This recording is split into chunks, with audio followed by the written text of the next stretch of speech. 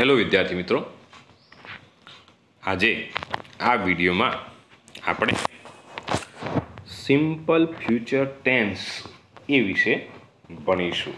બરાબર છે? તમે આ ઉપરાંત બીજા કાળ શીખી ગયા છો, તો આ એક નવો કાળ છે, સાદો ભવિષ્ય કાળ. તો સિમ્પલ ફ્યુચર ટેન્સ ક્યારે વપરાય? તો ભવિષ્યમાં કોઈ ક્રિયા થશે તેવું દર્શાવવા આ કાળ વપરાય છે. માન લો કે આવતીકાલે અથવા 2 મિનિટ પછી આવતા રવિવારે એવી કોઈ ક્રિયા થશે એવું કહેશો ત્યારે આ ક્રિયાનો ઉપયોગ આપણે કરીએ. કાળનો ઉપયોગ કરીએ છીએ. બરાબર? રસી શોધાઈ જશે. ક્યારે? આવતા મહિનામાં રસી શોધાઈ જશે.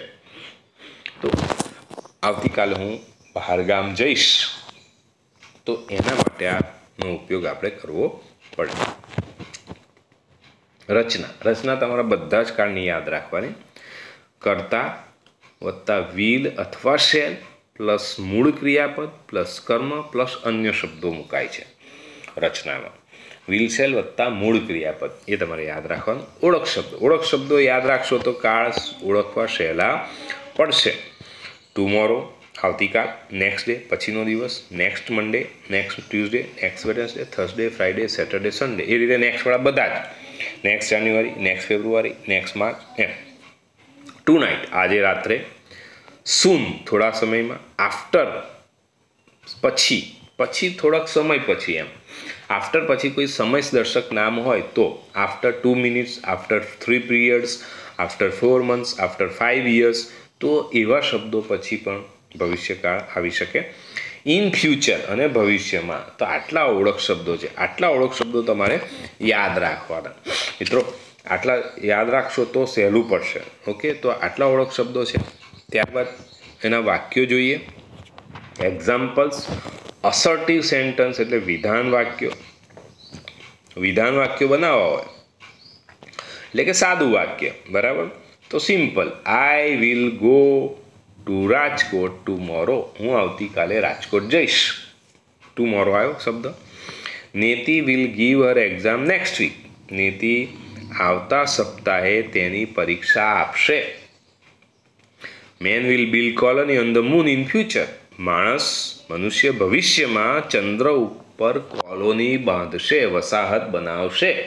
ભવિષ્યની વાત છે, ઇન ફ્યુચર. બરાબર? બધામાં મૂળ ક્રિયા પછી ગો, ગીવ, બિલ્ડ. ચોથું, we shall invite him tonight. આપણે તેને આજે રાત્રે આમંત્રણ આપીશું. તો આ પણ શું કહેવાય? ઇન્વાઇટ, આમંત્રણ આપવાની ક્રિયા. આઈ અને વી સાથે શેલ અને વિલ બંને વાપરી શકાય છે. બરાબર? પ્રશ્નાર્થમાં નહીં હો ખાલી.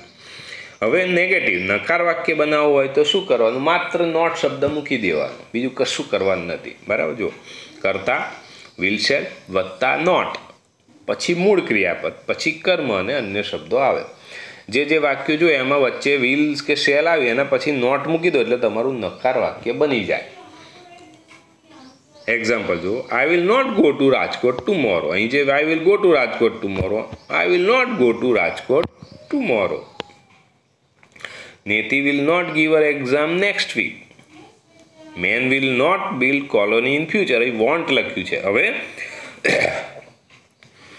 ટૂંકું રૂપ વિલ નોટ બરાબર વોન્ટ મુકાય. WON અને એપોસ્ટ્રોફી T. બરાબર?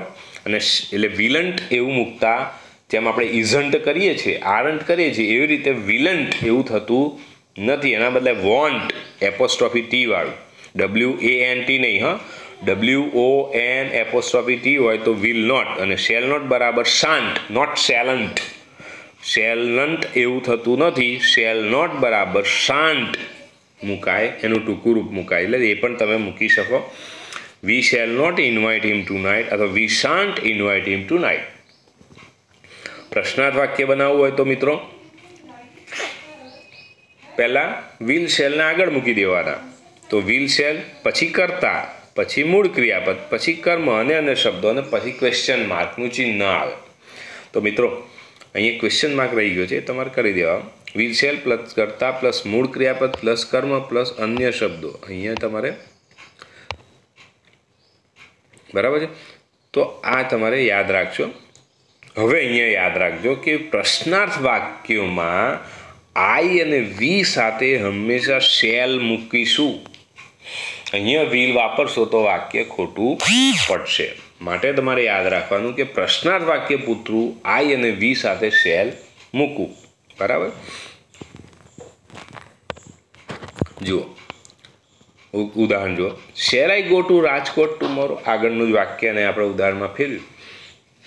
બરાબર. શેલથી શરૂ કર્યું, પછી કરતા, મૂળ ક્રિયાપદ, પછી અન્ય શબ્દો અને બરાબર. Shall I go to Rajkot tomorrow. Will Neti give her exam next week. Will man build colony on the moon in future. Shall we invite him two night.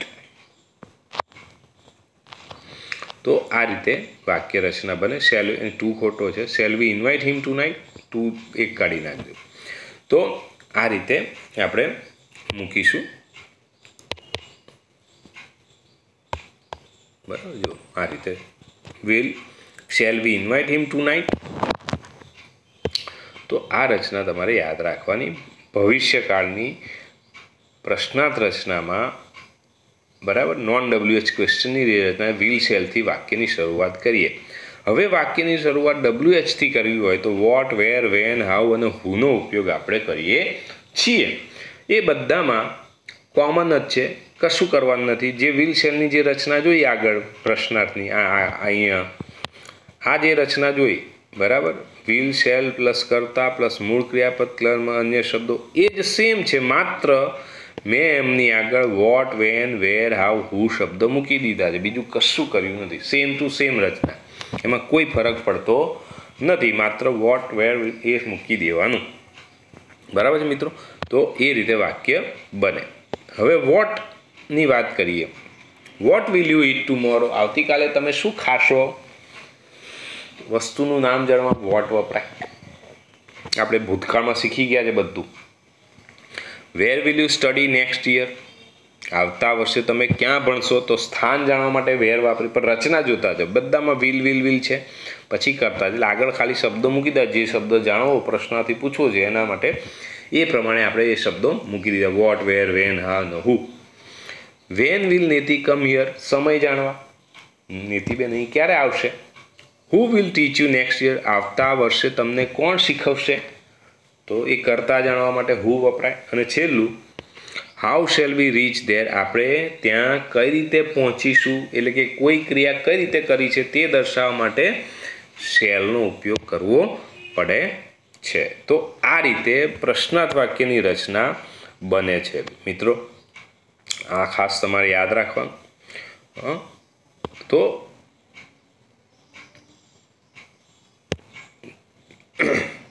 અહીંયા આપણે પરીક્ષામાં કાળમાંથી બીજા કાળમાં ફેરવવાનું પણ પૂછી શકાય. બરાબર. તો અહીંયા ધ્યાન આપજો. જો આપ થોડું રિવાઇઝ કરશો તો અહીંયા આ રીતે તમારે પૂછી શકાય છે. થોડુંક ટુ બીના રૂપમાં ફેરવવા હોય તો કઈ રીતે ફેરવી શકાય વાંચજો. વર્તમાનકાળ, ભૂતકાળ ને ભવિષ્યકાળ. બરાબર. એ નાના વિદ્યાર્થીઓ માટે કામ લાગે. વર્તમાનકાળ, ભૂતકાળ ત્રણેય કાળમાં, present tense, past tense, future tense. હવે ઇટ ઇઝ સન્ડે ટુડે એને ભૂતકાળમાં ફેરવવું હોય તો ઇટ વોઝ સેટરડે યસ્ટરડે. જો બદલાય છે શું બદલાય ધ્યાન. અને ભવિષ્યકાળમાં ફેરવવું હોય it will be Monday tomorrow. ટુડેને બદલે યસ્ટરડે કર્યું અને ટુમોરો કર્યું. ઇઝને બદલે વોઝ કર્યું અને વિલ બી કર્યું. એટલે ટુ બીના રૂપો જ્યાં હોય, ટુ બીના રૂપોની વાત કરીએ તો ટુ બીના રૂપો માટે મેં તમને નીચે સમજાવ્યું છે, એ ધ્યાન રાખજો. આ રીતે કાળ ફેરવાય. સાથે સાથે સન્ડે હતું એના બદલે ભૂતકાળમાં સેટરડે થઈ ગયો અને ભવિષ્યકાળમાં મંડે થઈ ગયો. એ પણ ધ્યાન રાખવાનું. દાખલા તરીકે Neti is in standard 10 this year. આ વર્ષે નેતિ 10મા ધોરણમાં છે. વર્તમાનકાળ થયો. ભૂતકાળમાં શું થાય? 9મામાં હતી એવું થઈ જાય તો Neti was in standard 9 last year. આવતા વર્ષે 11મામાં આવશે તો Neti will be in standard 11 next year. બરાબર. તો આ રીતે વાક્ય બદલાય છે. જે અંડરલાઇન કર્યા શબ્દો એ તમારે યાદ રાખવાના, એટલા શબ્દો ફેરફાર થાય છે. We are in Baroda now, we were in Baroda yesterday અથવા Anand yesterday. We will be અથવા we shall be in Kheda tomorrow. બરાબર. ચોથું, ટુડે ઇઝ ટ્યુઝડે, આજે મંગળવાર છે. યસ્ટરડે વોઝ મંડે, ગઈકાલે સોમવાર હતો. આવતીકાલે કયો હશે? તો ટુમોરો વિલ બી વેનસડે, તો આવતીકાલે બુધવાર હશે. તો અહીંયા એક કાળમાંથી બીજા કાળમાં ફેરવવા માટે યાદ રાખો મિત્રો, ઇઝ એમ આર. બરાબર છે. ઇઝ એમ આર હોય તો વોઝ વેર મૂકવાનું ભૂતકાળમાં. ભવિષ્યકાળમાં કરવું હોય તો વિલ બી અથવા શેલ બી મૂકવાનું. બીજું, ટુડે હોય, નાવ હોય, ધીસ યર હોય તો એના બદલે યસ્ટરડે મૂકવાનું. ધીસ યરને બદલે નેક્સ્ટ યર મૂકી દેવાનું. ટુડે ને નાવ હોય તો યસ્ટરડે મૂકી દેવાના. ધીસ યર હોય તો લાસ્ટ યર મૂકી દેવાનું. ભવિષ્યકાળમાં ફેરવું હોય તો ટુડે ને બદલે યસ્ટરડે, યસ્ટરડે બદલે ટુમોરો. બરાબર. નાવ હોય તો પણ એ જ રીતે ટુમોરો યસ્ટરડે મૂકશો. પણ ધીસ યર હોય તો ભૂતકાળ કરવો હોય તો લાસ્ટ યર, અને ભવિષ્યકાળ કરવો હોય તો નેક્સ્ટ યર એવો શબ્દ મૂકીએ છીએ. બરાબર છે મિત્રો. તો આ રીતે તમારે કાળ બદલવાનું પૂછી શકાય. તો આ તમારે યાદ રાખવાનું મિત્રો. ઓકે. હવે એક વધારાનો એક ટોપિક છે, જોઈએ. હવે અહીંયા અત્યાર સુધી જેટલા કાળ શીખ્યા છો એની વાત આપણે કરીએ છીએ. એક્શન વર્બના જુદા જુદા કાળનો ઉપયોગ, વાક્ય પરિવર્તન. જેટલા ચાલુ વર્તમાન, ચાલુ ભૂતકાળ, સાદો ભૂતકાળ, સાદો ભવિષ્યકાળ, એની વાત આમાં કરેલી છે. બરાબર મિત્રો. તો એમાં પણ ઓળખ શબ્દો કાળ જુદા જુદા છે. I am going now, I was going then, I went yesterday, I will go tomorrow અથવા આઈ શેલ ગો ટુમોરો. તો અહીંયા જે ફેરફાર થાય છે તમારે થોડા યાદ રાખવા પડશે. બરાબર મિત્રો. આઈ એમ ગોઈંગ નાવ, આ છઠ્ઠા માટે નથી, સાતમા માટે જ છે આ તો ખાસ. I am going now, I am going then, I went yesterday, I will go tomorrow. એટલે અહીં ગોઈંગ ઇઝેમાર આઈએનજીના બદલે ચાલુ ભૂતકાળમાં વોઝવેર આઈએનજી કર્યું. સાદો ભૂતકાળ બને તો બંનેનું ભૂતકાળનું રૂપ મૂકી દો. ગોનું ભૂતકાળ વેન્ટ થાય, અને ભવિષ્યકાળ હોય તો વિલ શેલ વત્તા મૂળ ક્રિયાપદ મૂકવું પડે. બરાબર છે. Niti singing at present, Niti was singing at that time, Niti sang yesterday, અને નીતિ વિલ સિંગ ટુમોરો. શું ફેરફાર થાય છે ધ્યાન રાખજો. Look, they are not running now, they were not running then, they did not run last week, they will not run next week. બરાબર મિત્રો. તો આ થોડુંક યાદ રાખો.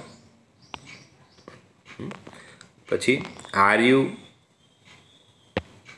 You watching film at this time, wear they are they, અહીં are દે જ કરજો. આર યુને બદલે દે, આર યુને બદલે દે રાખજો. Are they watching film this time, wear they watching film at that time, did they watch film last Sunday, અને will they watch film next Sunday. ચાર કાળમાં ફેરવાય છે ત્યાં જોજો કયા.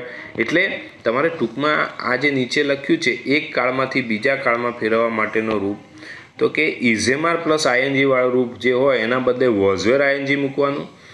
ભૂતકાળમાં ફેરવવા માટે માત્ર ક્રિયાપદનું ભૂતકાળનું રૂપ મૂકી દેવાનું. આ ચાર વોઝવેર આઈએનજી હોય, ઇઝેમાર આઈએનજી કાઢી નાખવાના, એના બદલે ક્રિયાપદનું ભૂતકાળનું રૂપ. અને ભવિષ્યકાળનું રૂપ કરવું હોય તો ભવિષ્યમાં વિલ શેલ વત્તા મૂળ ક્રિયાપદ મૂકી દેવાય હકારમાં. બરાબર. નકાર બનાવવું હોય તો ઇઝેમાર વત્તા નોટ વત્તા આઈએનજી મુકાય, વોઝવેર વત્તા નોટ વત્તા આઈએનજી મુકાય.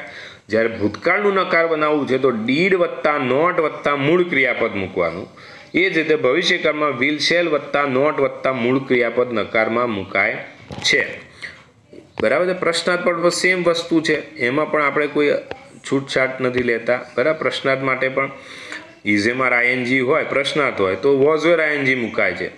અને ભૂતકાળમાં યાદ રાખજો ડીડ વત્તા ડોટ ડોટ વત્તા મૂળ ક્રિયાપદ આવે.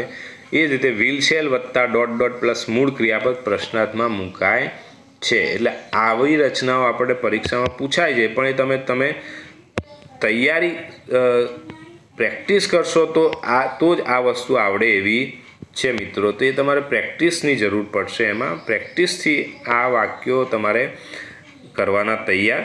બરાબર મિત્રો. તો આ એક શીખવાને કે આ બધું તમને ગ્રામરમાં નથી, પણ આપણે પરીક્ષામાં કાળ ટેન્સનું પૂછાય છે. વાક્ય કાળમાં પરિવર્તિત કરો તો ત્યાં તમારે આ કામ લાગશે. ઓકે.